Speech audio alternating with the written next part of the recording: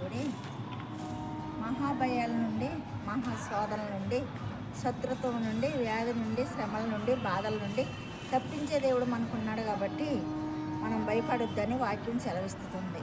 కీర్తనల 141 దావీదు మహారాజు అంటున్నాడు, ప్రభువా నా ప్రాణాన్ని కాపాడుము, శత్రువులు పన్నిన వలలో నుండి నన్ను తప్పించుము, నా ప్రాణాన్ని నీకు అప్పగించాను అని దావీదు మహారాజు మొరపెట్టినప్పుడు శత్రువులు పన్నిన వలలో నుండి దావీదుని తప్పించి, ఎవరైతే భక్తిహీనులు వల పన్నారో ఆ వలలో వారే పడినట్లు దేవుడు మరి యొక్క దావీదు పట్ల కృప చూపించాడు. అదే రీతిగా గొలియాతు బలాన్ని చూసుకుని, ఎత్తిని చూసుకుని, లావుని చూసుకుని దావీదు మహారాజుని చంపాలని మరి గొలియాతు ప్రయత్నాలు చేసినప్పుడు దావీదులో పరిశుద్ధాత్మ శక్తి నుంచి మరి ఎవరైతే మరి యొక్క దావీదుని చంపాలని వచ్చాడో ఆ యొక్క గొలియాతును దావీదు ద్వారా మరి యొక్క కూలగొట్టి చంపబడ్డాడు గొలియాతు.